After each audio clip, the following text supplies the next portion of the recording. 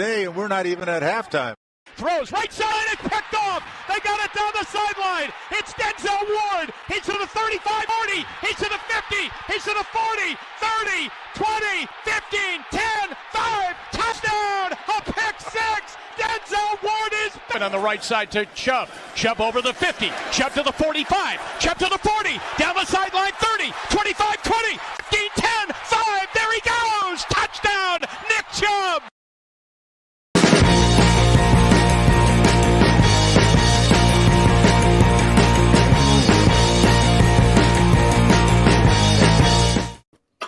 Yes, welcome to another episode of the Believeland Brits podcast and live show, I guess, with all the promoting we've been doing on YouTube and the like over the last day or so. Welcome to those of you who are listening in live as well. Great to have you aboard.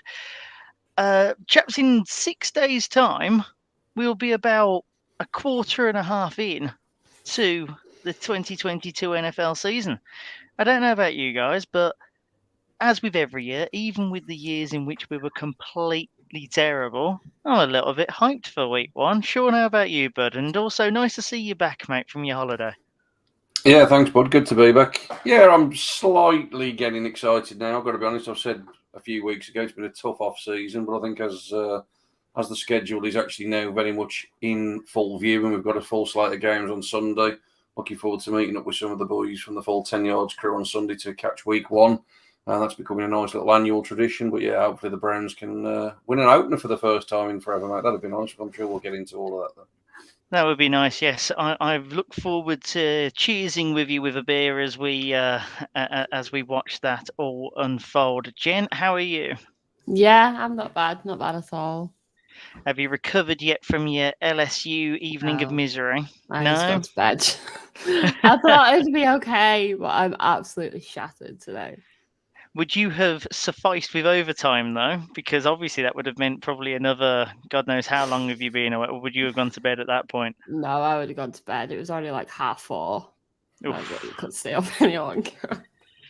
Yeah, no, it's bad enough when it's the Browns.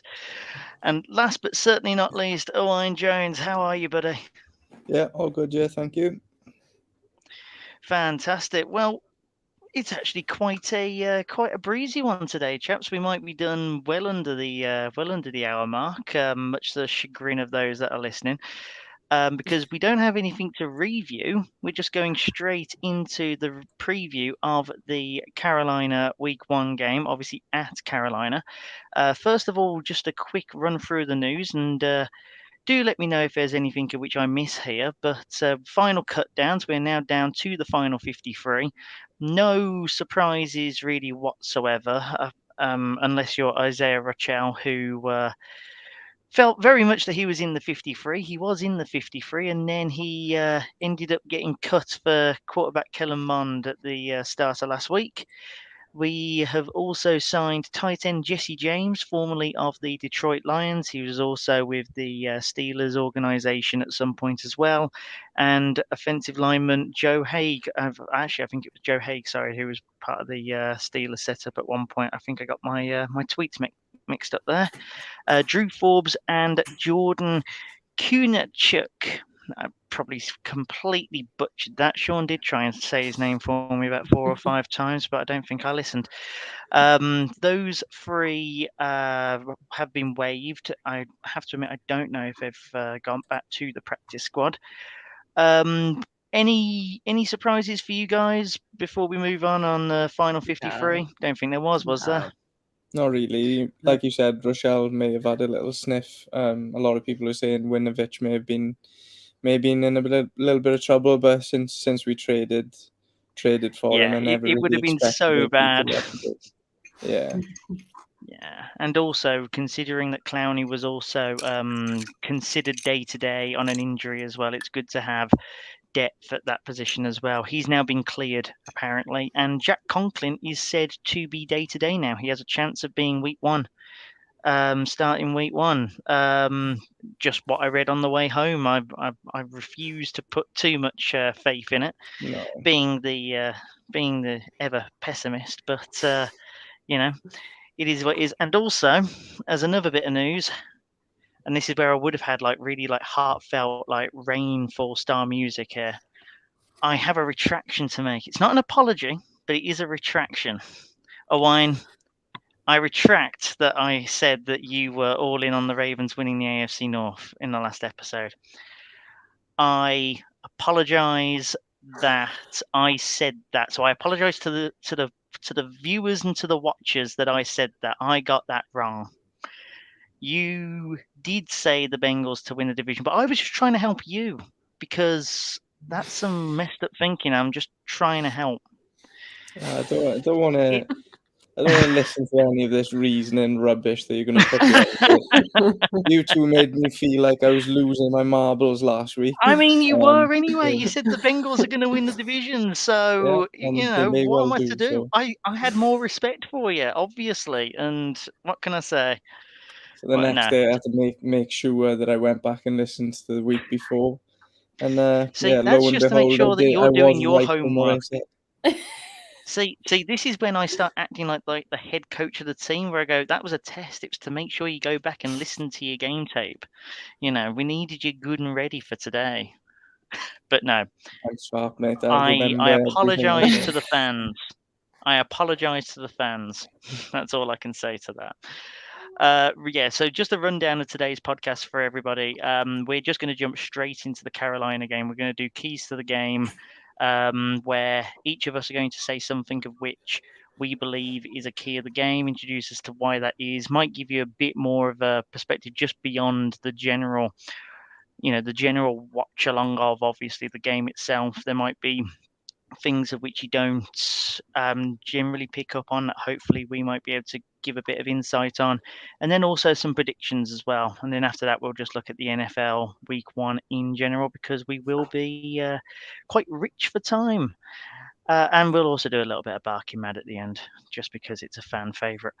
So, with that, let's introduce the Carolina Panthers week 1.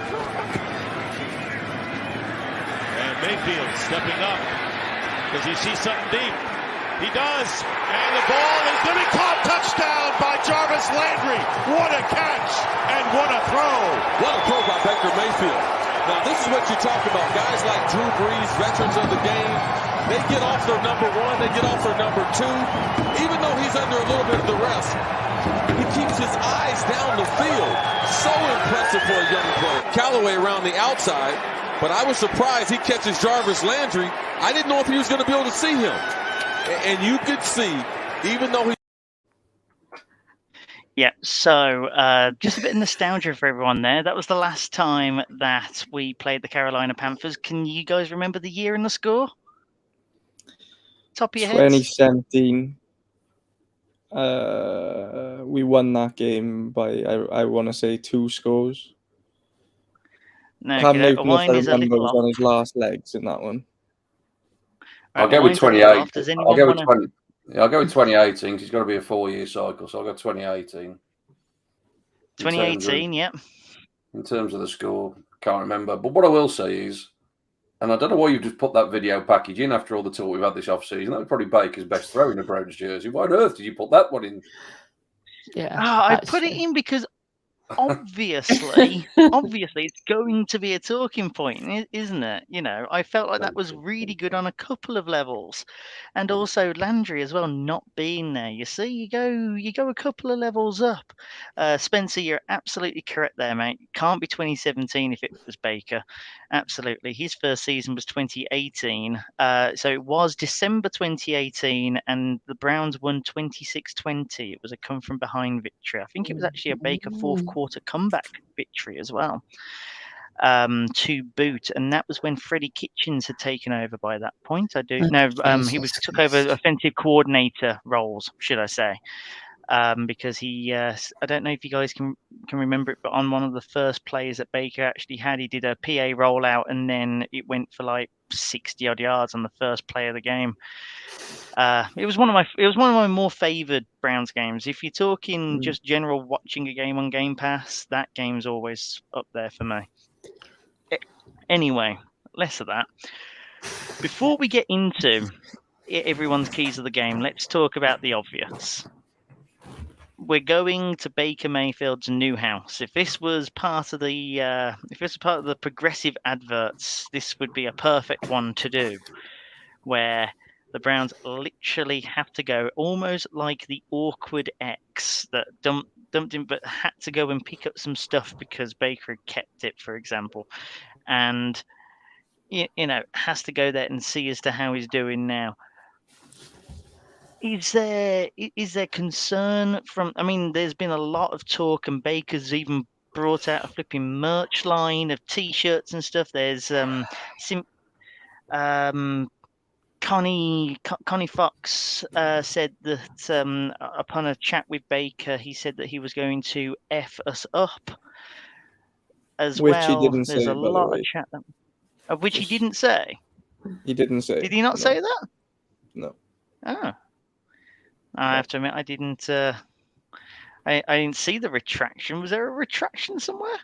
There was, yeah. She came out a day or two afterwards and said sort of that she had said it, and he'd sort of nodded along rather than actually say anything. Oh, right. So there was a lot of fuss about nothing, as per usual with our very touchy family at times. Oh yeah, no. I mean, I'm definitely not in the position of caring too much about it. But by the same token, it was something to at least poke at. But yeah, essentially, is Baker the concern of it all here? Yeah, I think he definitely makes them. He definitely makes them a lot more dangerous than they would have been with Sam Darnold at quarterback. I think. Looking at it, if Darnold was the quarterback for that game, I don't think we have any real worries. Whereas Baker obviously brings a ton more upside to them.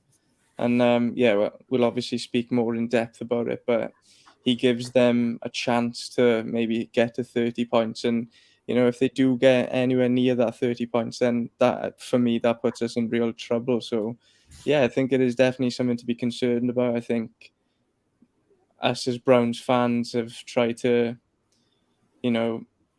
be so negative about him and put him to the back of our minds because of, what we've had going on this offseason, that, the perception of him has gone way too far, in my eyes anyway. He's not this guy that's not capable of, winning a game of football against anyone. So, yeah, I am a little bit concerned, if I'm honest. I think it's a game that he could definitely, it's a game made for him, isn't it? If he's going to win any game this season, this is the one for him, isn't it? So, it obviously adds quality to them and makes them a more dangerous side. Yeah. Does anybody else want to speak to that, or is that just the general consensus of the group? I mean, obviously, I look at it and I think chip of the shoulder Baker. This is prime. If there was one game that he'd want to win, he'd go 1-16 if he had to. But this would be the one. I don't know, Shaun, thoughts? Yeah, I probably feel slightly opposite to all of that, to be honest. Baker, normally when he's played at his best for the Browns, was usually with that chip on his shoulder when people were doubting him. We're in a position now where probably, let's be honest, the vast majority of people, from a neutral perspective, want the Panthers to win this game.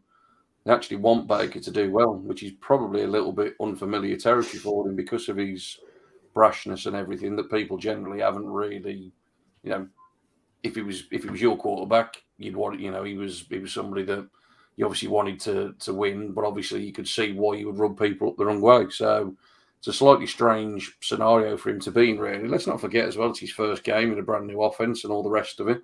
I agree, he's certainly going to be better than you would have thought than what Sam Darnold would have been. I think Owain's got that, spot on. I'm glad it's week one. I'd have been a lot more concerned if this was week 5, week 6, and he'd already had a month in the offense and started to build that chemistry. For me, I think it's as good a time as any to play. Look, let's be honest, when the fixture list came out, you'd have looked at this game week 1, you'd have fancied your chances. So realistically, I think that's still got to be the attitude that you go into it. Is it slightly more difficult? Yeah, probably. But on the flip side of it, this is a team that wasn't great last year. We've got a head coach that's under pressure, new quarterback. learning another new scheme. I mean, to be fair, I really feel for the kid because, let's be honest, how many head coaches and playbooks and offensive coordinators has he had now in 4 or 5 years in the league? It's ridiculous, True. really, isn't it? I can feel sorry for him next week.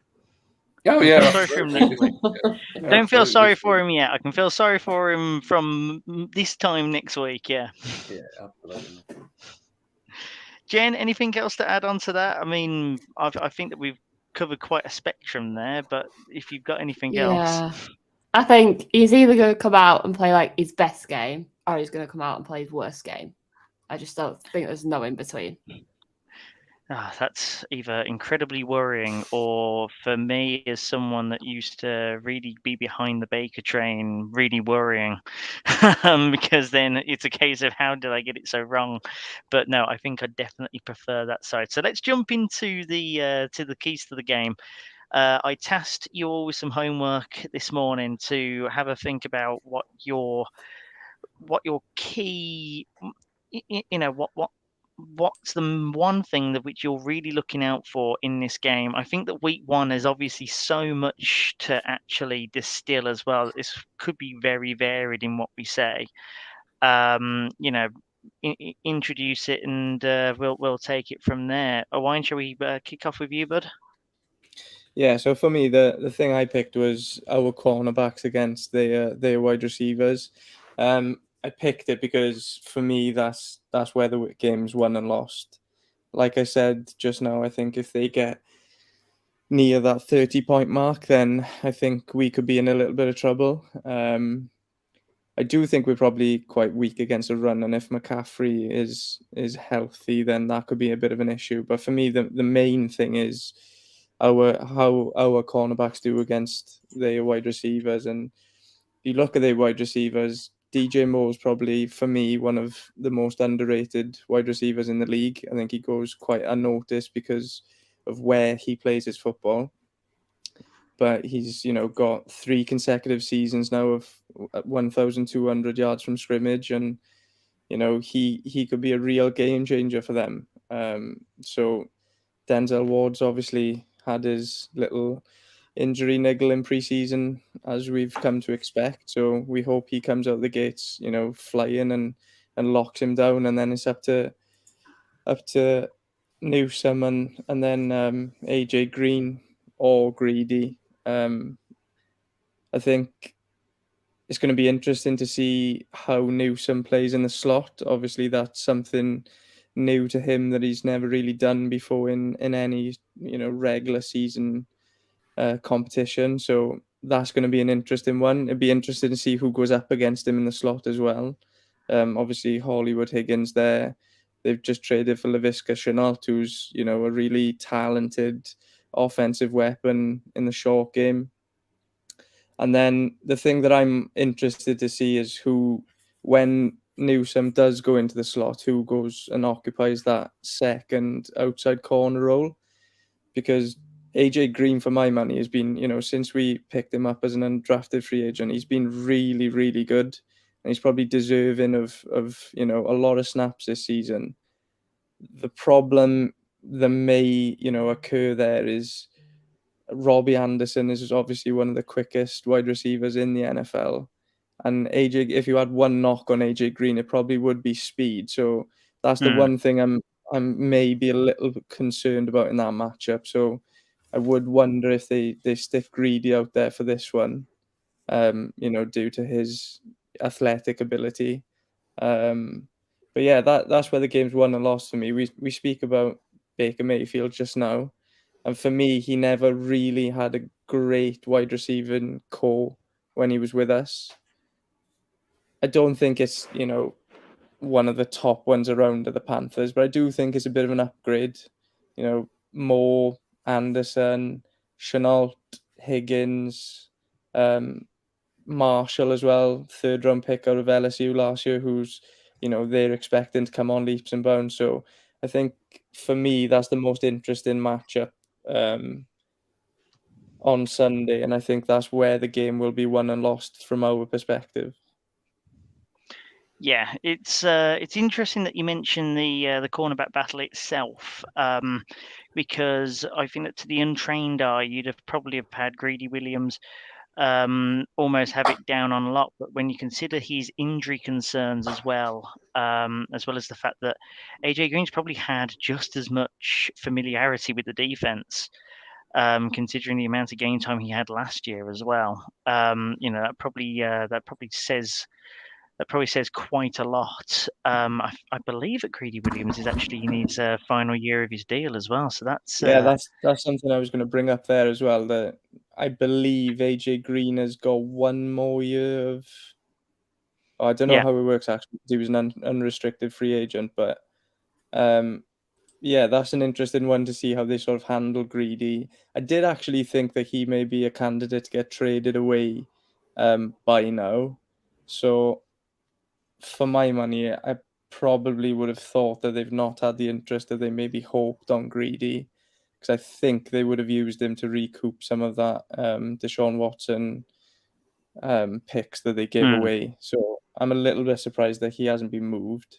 But yeah, I think AJ Green's probably outplayed him, if we're being 100% honest. I know Greedy had that little stretch last year, obviously the pick against the Vikings, and in and around that game he was really good. But I think over the period of time where we've seen both of them, I think Green's probably been more reliable.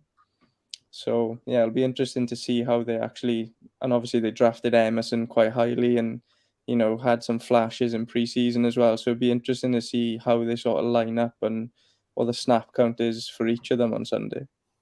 Yeah, it could be a fair bit of cornerback by committee. Shaun, what do you make about that, with it being about the secondary? Because obviously with Baker Mayfield as well, interceptions is always something that's never too far away. Yeah, definitely. I think Owain just mentioned it at the end. I'm interested to see Martin Emerson play. I think he was a bit of a surprising pick when they took him at the point that they did. But I think he, as Owain said there, he's shown flashes, hasn't he, in the pre-season action that we've seen. He seems to have settled in really well. Got a lot of high praise from the coaches and everything during the off-season. So he's an interesting addition. I think it's a really strong cornerback room in general terms. I think Newsome had an excellent rookie season. Denzel Ward's rightly got paid. And I think in terms of Greedy, bit of a comeback season last year after obviously missing the entire season the year before. You just want to see him steer clear of injuries now, don't you? Like you said, let's see if we can get another sort of 12 months out of him. Because I think there's enough talent there certainly for him to be a part of this room moving forward. I think it's one of the positions that actually you'd look at it from our roster perspective as a bit of a strength in terms of the secondary as a whole. I think you could probably include the safety room in that as well. I think we're all obviously expecting a big leap from Delpit this year. He obviously sort of came on a fair bit towards the back end of last year, but you'd almost expect him to, not necessarily be an every down player, but certainly he's probably going to play an awful lot more snaps than he did last year. And I think once John Johnson got a bit closer to the line of scrimmage, he really came into his own as well in the last sort of 5 or 6 games of last season. So I think the secondary as a whole certainly feels like a bit of a strength for us. I think it's interesting, as you just said there as well, Baker's not afraid to take his shots. That's the kind of quarterback that he is. He's always been billed as a bit of a gunslinger.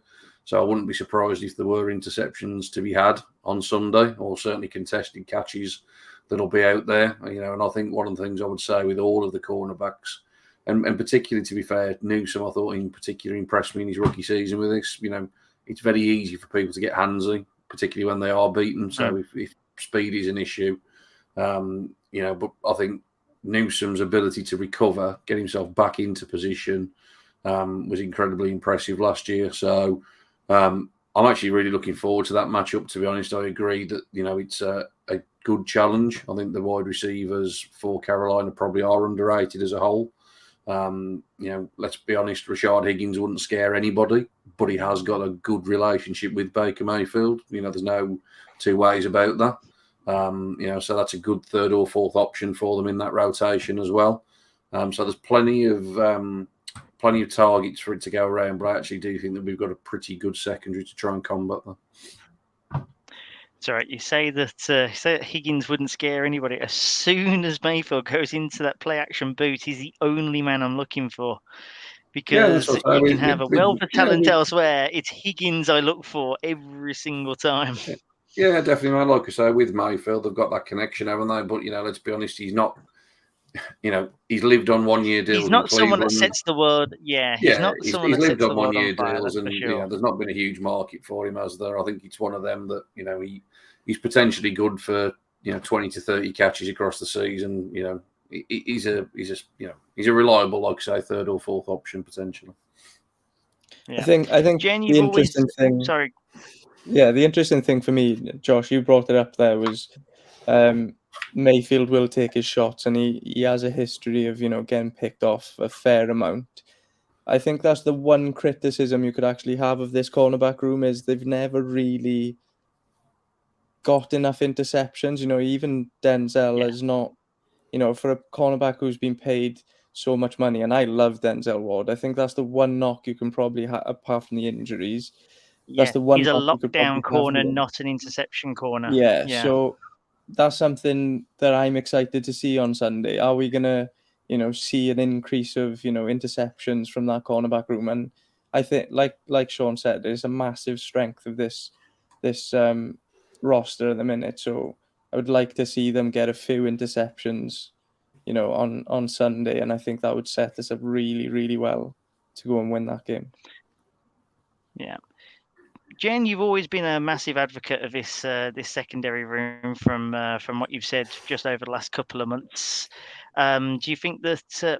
Baker's obviously played against his secondary quite a lot over the last couple of years or so in practice, etc. Do you think that they'd be able to know his game plan enough to lock him down? Yeah, I feel like the secondary have something to prove this year. I mean, they had a good year last year, but they still could be better. I feel like Delpit is going to come out and show everyone what he's about. Now, he obviously did get injured in his first season, and a lot of people are putting down since then. But I feel like he's going to come out this year and absolutely smash it. Yeah, I do feel like the safety position, it's something which we didn't, we spoke on a bit just then, but probably not to the depths that probably could. Johnson, like you say, Shaun, towards the end when they started playing him a bit closer to the line of scrimmage, he seems to have a lot more explosiveness about him. He was a lot more impactful. When you put them out in coverage, both Delpit and Johnson, they seemed a little at odds. To put it lightly, and that was kind of, whilst they were still figuring out the defense. But I think that realistically, when we bring it back to it, and I'm keen to, so that we can get the other points of view across. Realistically, would you say if we can keep it down to, because defense is going to be massive in every game until Watson comes back into the fold? Let's face it, 24 points is probably the max that we could give up to have a shot. I'd say in and around that range, yeah. Yeah. So 3 touchdowns in the TD. I mean, Baker's got it in him, but he's also got it in him to flounder when he gets to 21. I would say Baker's more likely to get 3 touchdowns than Brissett is. Yeah. Hopefully Nick Chubb, Kareem Hunt, they can carry the load for us a little bit. Well, speaking of, Jen, would you like to bring up your key of the game? That worked out quite smoothly there. Mine has to be the running game, purely because we have Brissett in quarterback, and we don't have the wide receiver room at the minute to be launching the ball. Nick Chubb is probably one of the best running backs in the league, but he is coming up against Christian, who I feel is a good running back, but with his injuries, he's not been able to show exactly who he is just yet. But I think it's going to be a good matchup, but I'd also like to see Johnson out there as well. I'd like to see him have a shot. Do you reckon that Johnson will actually get any touches? So this is when you brought this up. Obviously, there was a few questions of which I was able to bring, because obviously the running game is going to be massively important. As you mentioned, with Brissett being there, you need the run game to set the tone. How big is the committee this year? Do you think that Johnson will get a look in with Chubb and Hunt both there? Do you think that they're going to want to make it maybe even a 3-man committee? I think Johnson will get some plays, but I feel like Nick Chubb's going to be the main guy out there. As for Kareem Hunt, I don't know if he's even going to step on the field. he's asked for a trade. Is he even going to want to play? No, I think that he'd. I mean, correct me if I'm wrong here, chaps, but Kareem Hunt then sort of, just shut up and started playing afterwards. I think that he's ready to go from what I've seen at the very least, and he's going to obviously play out for a contract. Yeah, he's got no choice. He's in the last year of his deal. Like the penalties for sitting out now due to the new CBA are so, costly that it would make sitting out, such a poor decision. So yeah, he's definitely going to play. He's definitely going to see the field for me more than Dearness Johnson. But one thing that I think will be interesting to see, I think you've got two running backs which are fairly similar in their style with Nick Chubb and Dearness Johnson. And then I think there's similar traits between Kareem Hunt and Ford in terms of they're both quite good out the backfield. They both can catch the ball really well. So it may be a case of, they see what the defenses are giving them on a specific day, which we sort of saw in the first season of Kareem Hunt and Nick Chubb. If Kareem Hunt started really well, he was getting the ball more than Chubb that day. If Nick Chubb was having more joy, he would get the ball more. So I think, there may be an interesting stylistic way of going about it. And, if Nick Chubb is having a good day, then maybe Dearness Johnson gets more snaps and Kareem Hunt as the sort of backup. And then maybe if it calls for more passing out the backfield, then maybe the Ford sees the field more than Dearness Johnson as a backup. So I think it's an interesting sort of stylistic way of looking at it. And I was surprised they actually carried 4 on the roster, to be honest. So I will be interested to see how the snap count plays out there. Yeah, and when you consider there's technically 5 if you consider Felton as a running back as well. He's sort of down as did they put him down as a kick returner technically on the old roster? Yeah, I'm seeing nods. But obviously he can play RB as well. We saw that in the game against Houston, the infamous one that saw Baker pretty much where he is now. I think that we could all probably suggest that if it wasn't for that game, it could be a completely different preview that we're giving here. But yeah, we digress. Shaun, we've spoken quite a lot on a game-by-game basis about the run game and setting the run and maybe not running enough. Considering that we are more likely to be a pass-light offense here, how do you see the touches going down, especially considering Stefanski's style maybe being a little apologetic of a pass-light offense in any case? I still think it's going to be similar in terms of touch distribution. I think it's probably going to be 2/3 Chubb and 1/3 Kareem Hunt, to be honest. I don't think Johnson gets work unless one of those two is out. That tends to be the way that it's gone. I think if you're sort of running a 3-headed monster, then you're almost going entire quarters of a game without somebody getting on the field. There's just not enough snaps to go around. The one thing that does concern me, and I think everybody knows it's the strength of our game, and I completely agree on that front. It was the strength of our game last year, and when everybody realised that we weren't beating anybody through the air because of the issues that we were having, it's often easy to forget how difficult getting that run game going was at times last year. We talk about running on first and second down, all well and good if you're gaining positive yardage. The amount of times that we would be 3rd and long because we hadn't had success in those early downs really put us behind the 8 ball in an awful lot of occasions.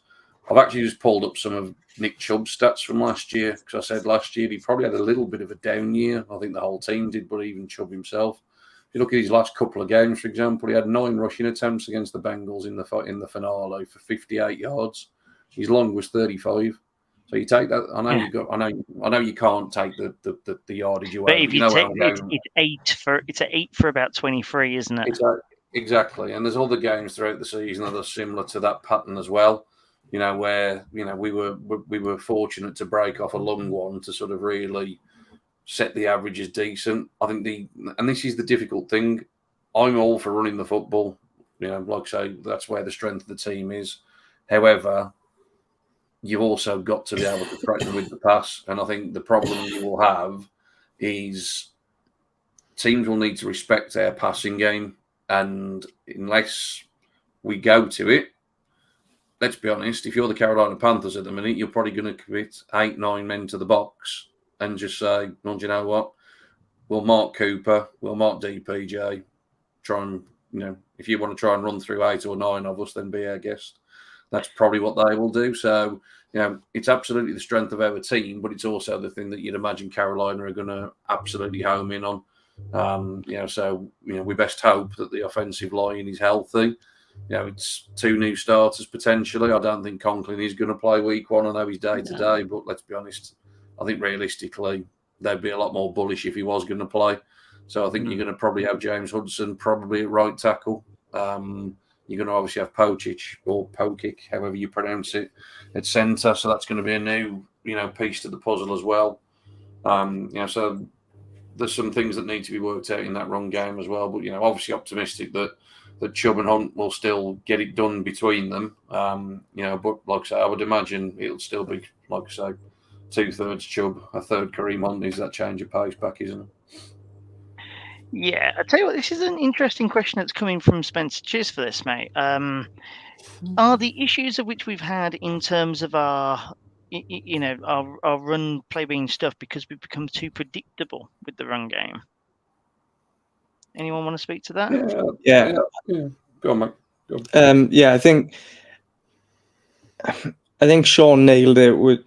It's not so much the run game. I think it's the lack of pass game.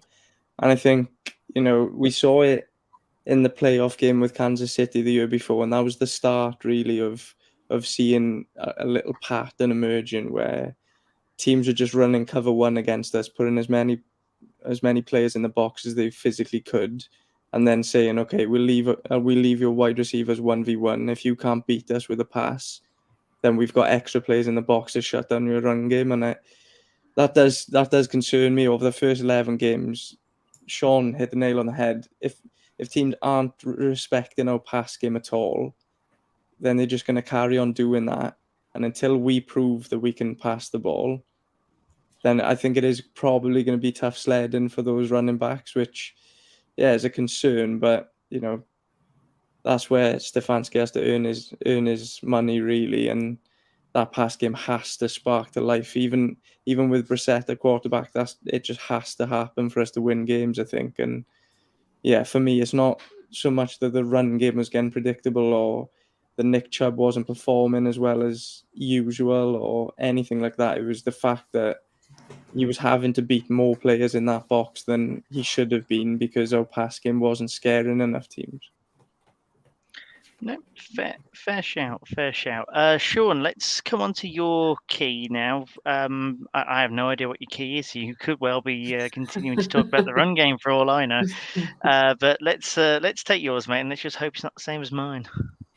Well, let's hope it's not the same, mate. Mine is very much not necessarily just about this game. It's probably about this season as a whole, but I think it will play a part in this game. It'll certainly play a part in the first 11 games. And that is the expected improvement in the special teams. For me, we've talked a lot this off-season about the, bringing in Cade York and obviously what that's going to mean. But I also think in the punt game as well, I was incredibly frustrated last year with Jamie Gillan, who when he first burst on the scene, we thought, Christ, we found one here. He's going to be the punter for the next 10 years or more. And he just completely fell off a cliff. So much so that when we got a semi-reasonable performance out of Dustin Colquitt, we thought we'd found, the next punting god, and it turned out that he was just as bad. Special teams, we ranked 32nd last year in terms of field goal percentage. 16 converted out of 22. So, nobody converted fewer field goals than us. Net punt average finished 30th. Punt average 30th, punt net average 27th. Now, special teams probably doesn't get enough love across the league in general because everybody focuses on the offense and on the defense. But in tight games, it can be a real difference maker. I can't remember the last time I saw a Cleveland Browns player return a punt any further than 10 yards. I don't even want to go for a touchdown. I can't remember the last time anybody caught one and advanced it 10 yards up the field. I can't remember anybody taking So a wish kick you'd off. told. I so wish you'd have said that in advance. I'd have found it. Yeah. I'd have found it because that's the sort of thing I look for as well. I can't- want to say it's a couple of years back since we had one that Exactly. went for a considerable bit of yardage. Yeah. Well, okay. And But then also again, one though, that- isn't that also part of the new rules, though? You know, there are new rules in place in terms of kickoffs and punt returns, etc., which have made it a lot harder to actually get proper listen. yardage. I'll give you that, but it does always seem to be a real area of weakness. I've got no confidence that the guy fielding the punt's going to catch it half the time. I've certainly got no confidence that, like I say, we're going to end up with positive net field position. And even when we do get a decent return, doesn't it always seem to come back for a block in the back or holding? The special teams has been a real issue for the last couple of years. And to be honest, it's one of the coaching positions that I think he's very much it's a prove it year for Mike Prefer. Because to be fair, he's got the weapons now. He's got Cade York, who everybody knows about. Everybody knows he's got the big leg, etc., etc. I think that the upgrade at punter is massive. Because again, you're talking for somebody there that ranks 11th in the league. Now going from ranking 30th to ranking 11th is a huge, massive improvement. And it wasn't shouted about enough at all. Having Bajorquez back there is, it's a bit of a statement. I'd completely forgotten that we'd acquired him until I bought Madden last week. And then all of a sudden my punts are going for an extra 10 yards. Yeah, exactly, mate. And I think it will make a big difference. Like I say, though, it's not just the kicking game. I think, like I say, the coverage game, the return game, there does need to be improvements. I think it's a real shame that Jakeem Grant has gone down because I think he was obviously brought in to be that return guy. And he'd obviously had success previously. I'm slightly surprised that they haven't really addressed that with a roster cut from somewhere else because generally there's players of that ilk that sort of end up, not making a roster because they don't contribute enough to the offensive side of the ball. But, we could have potentially picked up a return guy, but they're obviously going to give Felton the first opportunity. But like I say, it'd be nice to see one actually advance further than the touchback line. And let's fingers crossed that the kicking game's an awful lot better as well. Yeah, I think it's incredibly pertinent to bring it back to this game as well. Threes, they say that sevens are better than threes, but considering our offense and working out, threes are better than zeros. So, if we only have to get it to the 35-yard line or the 38 or whatever Cade York's comfortable range, long range is, it's a lot better than having to get it to the 25 and then still hitting hope. Yeah. And then the other thing on that, mate, just to jump in there as well, is obviously one of the things last year, I'm a big advocate of going for it on fourth down. I've got no issue with that. Oh, yes, I have had many a frustrated argument with you on that one. You have indeed. But there was obviously so many times last year that you sort of thought if we had a better kicker, would actually the decision to be to go for three. And I think certainly early doors in the season, it's going to be interesting, like you just said there, when we're at the 35 or the 38-yard line, and it's sort of in that 50 to 55-yard range. We need to have the confidence. You have that confidence to say we can do it. We can get the free, and then kick it back to Mayfield in a tougher spot. Like you say with the punting game, if you can get him inside the 15, then that's an extra drive. That's an extra set of downs that he has to go and get. No, absolutely. I definitely believe in that. Anybody want to speak to that? There was a lot of nodding heads, I think, more than anything else. And Jen, we already know your thoughts on Cade York, so we don't need any further thoughts on that. There's no wallpaper behind you just yet of him, but I'm sure that'll be. I don't have anything of him yet, unfortunately. Not yet. Not yet. I'm hearing silence, so I'm thinking that that's all good. In terms of mine, and I'll be quite quick on it, really, just because bloody hell, we're already 44 minutes into this one. We've what fun it is to just talk about Browns football again, and actually about a game. It's really gotten me excited. For me, I'm going to jump back onto Jen's point about the running game, but the opposite way round. So obviously, Christian McCaffrey is who we face on that side of the line. And we have a pretty unproven is probably the politically correct word, interior defensive line. If they get bullied, yeah.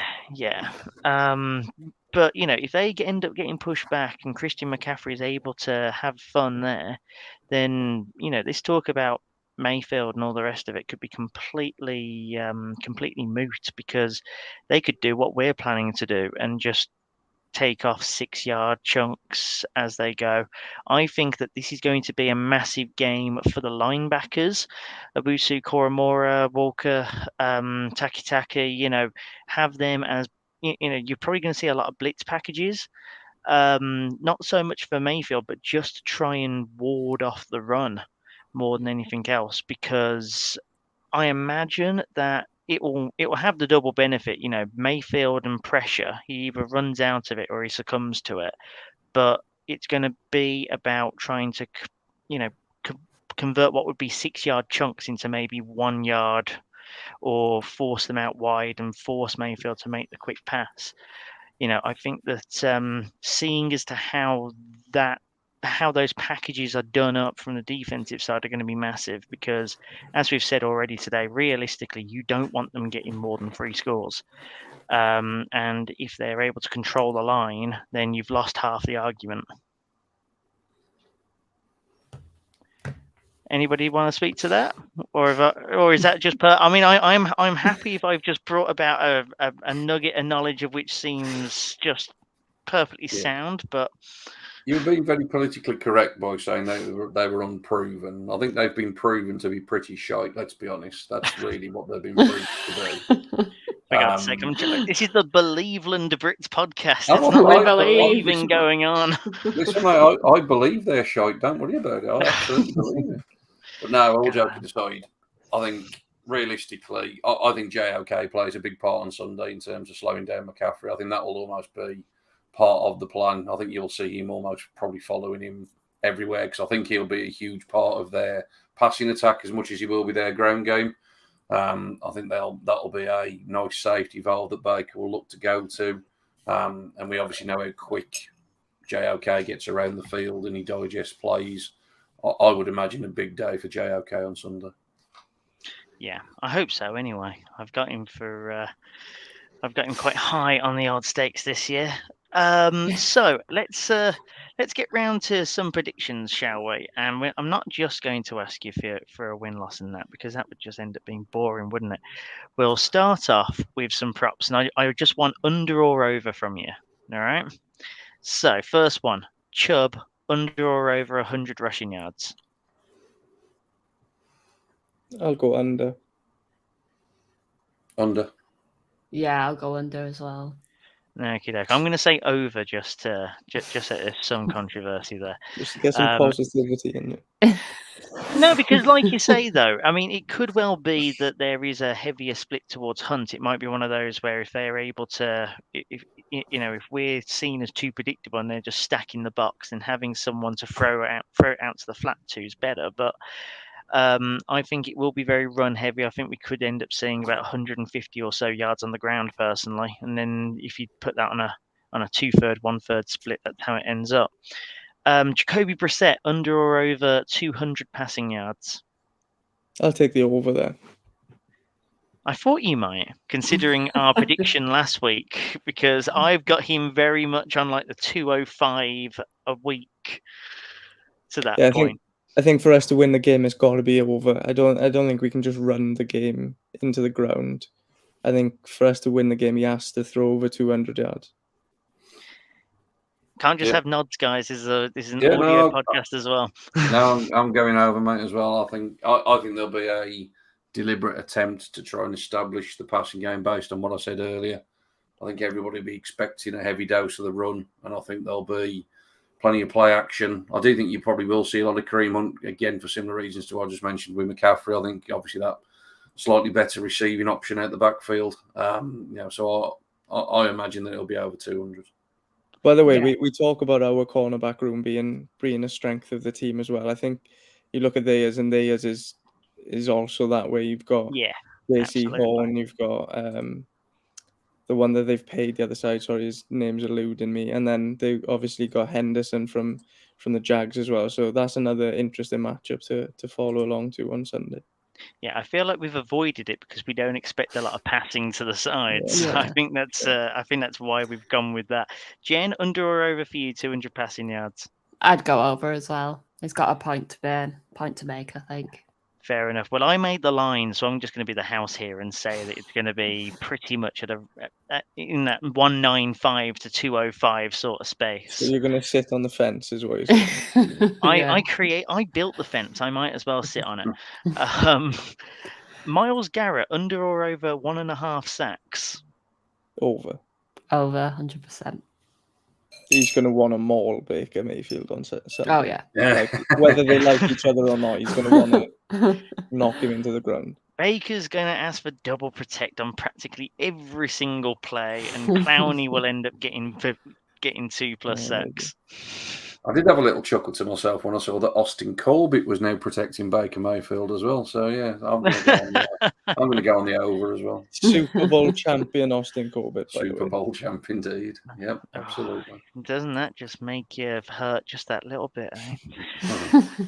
And then finally, and this is really, the fun one here, Mayfield to throw under or over 1.5 interceptions?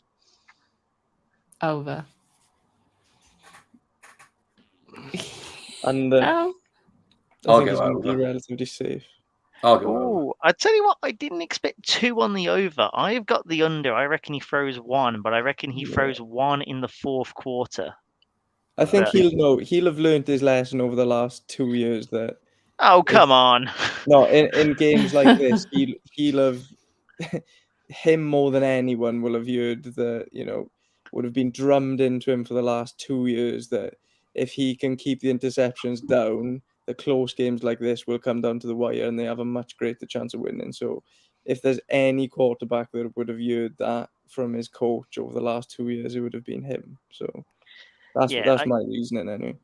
I get that. I think that for me, it comes down to, and this is something that Shaun said right at the top of the show, it's another coach, it's another scheme, it's another group of players to get used to the timing. This is the first time he's going to a game situation with them for real because preseason really does not count.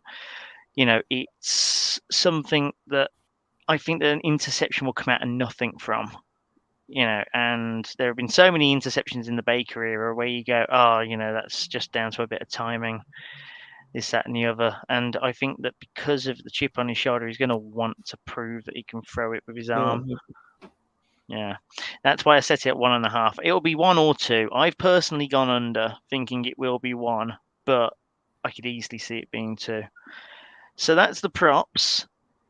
Let's have a scoreline from you all. So obviously, who you see winning and what you think the scoreline will be. And I tell you what, I'll kick you off. So I'm just going to go with what I had on Madden. I find, by the way, the next gen Madden to be super realistic. I can't get Brissett over 190 yards passing. I'm having to win most of my games with Chubb and Hunt on the floor, and most of it is with Hunt as well. My offensive line has really suffered because of the loss of JC Tretter at center. And pretty much all of my successful passing plays involve me dragging my wide receivers back from long runs and collecting it short. So, I have it as 23-21 to the Browns. That's what I've currently got. I was going to pick up on what you said earlier that your punts on Madden were getting 10 yards more and sort of consult the Madden ability. But I left the slide until now. But yeah, I think in our schedule prediction, I did have the Panthers winning the game.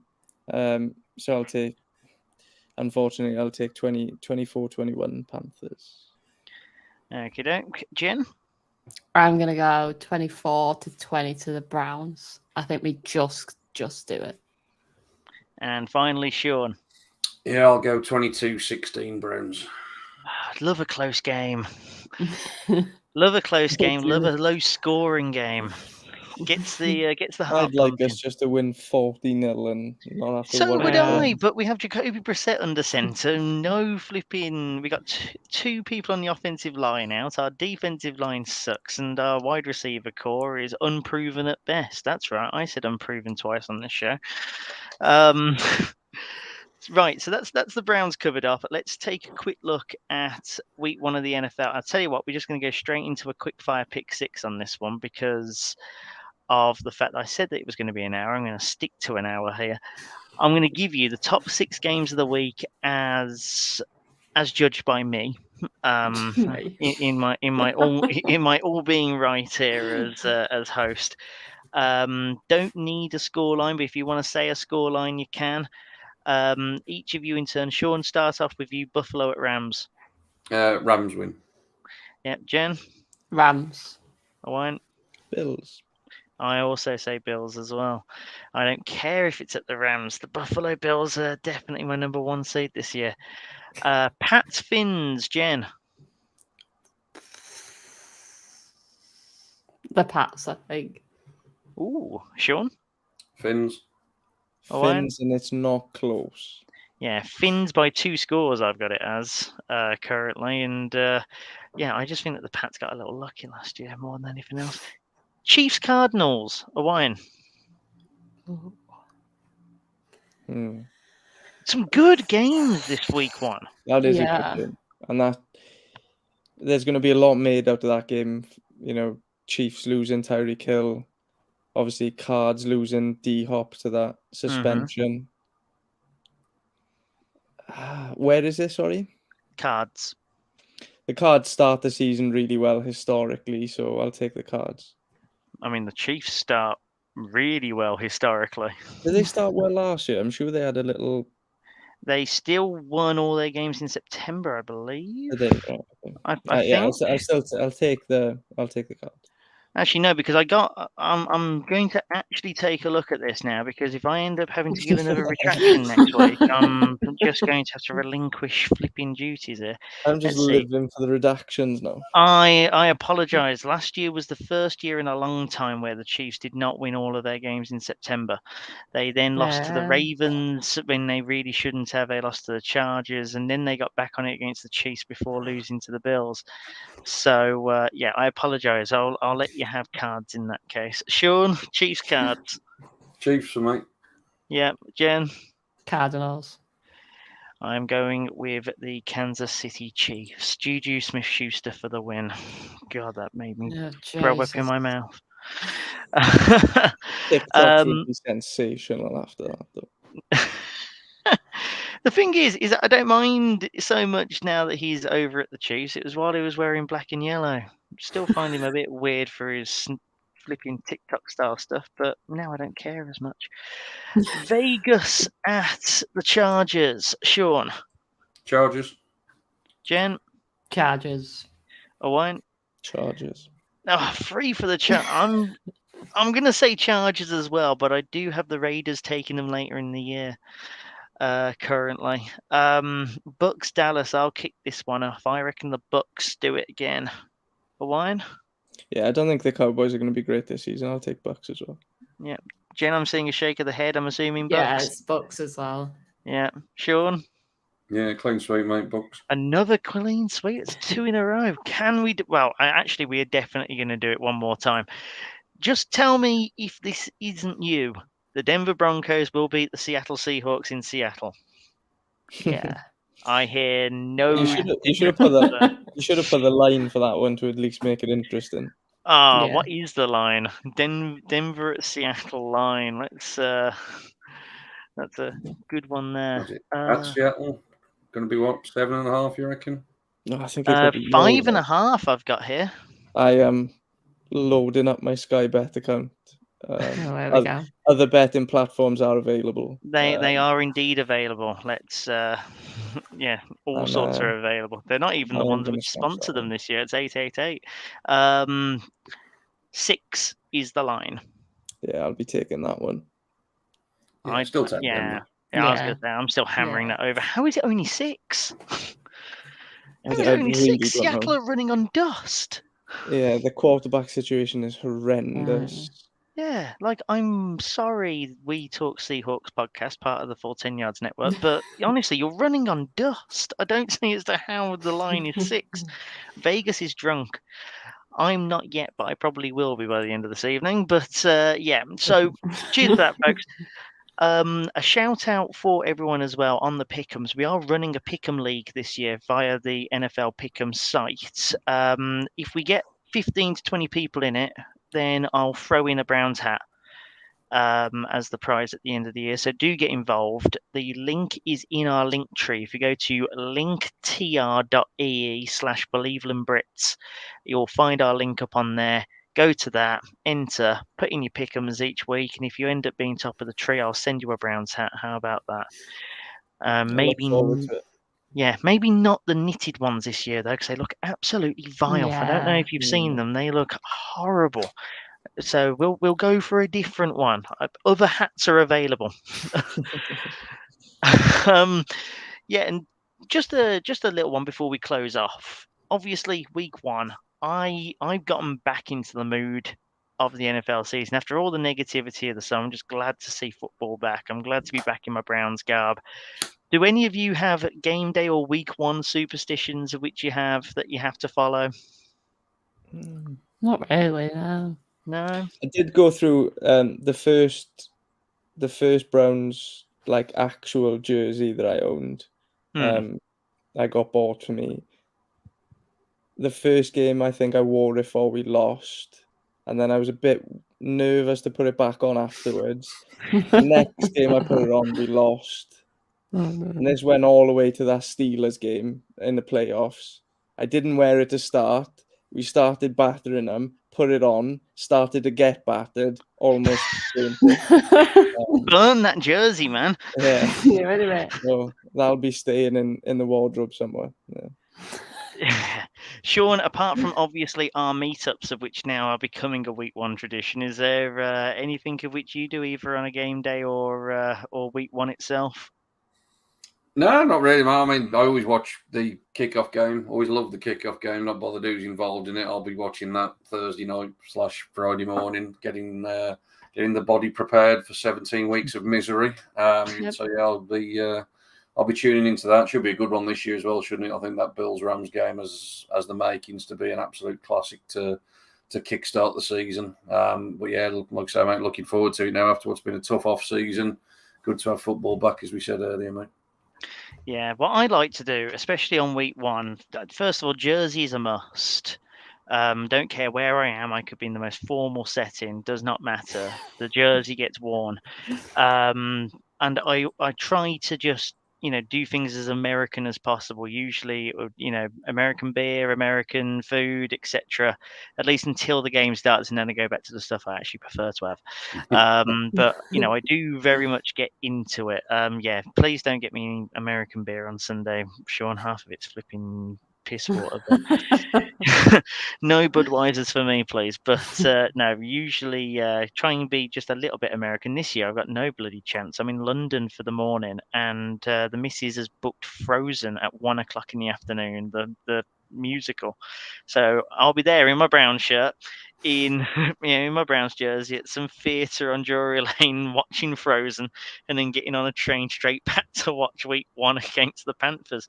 It's Nice. Definitely a bit of something for her, something for me, I think.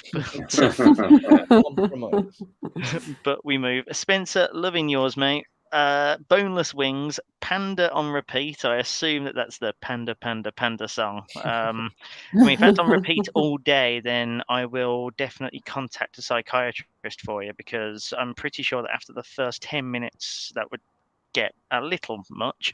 And several cans of San Miguel. Well, good luck to you there, mate. I'd look at potentially a different beer provider, but that's just me. And if your head's not hurting too much after the Panthers game, then look forward to hearing from you next week.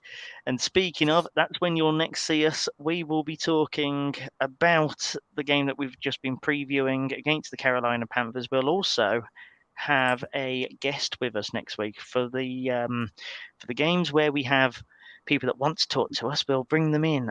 Jets UK podcast will be with us.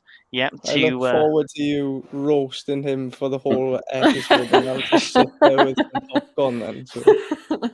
I am nothing if not a gracious host, Owain. This brush that you have tarred me with, that no matter what, I see a Jets logo and I see red, just does not exist, my good friend.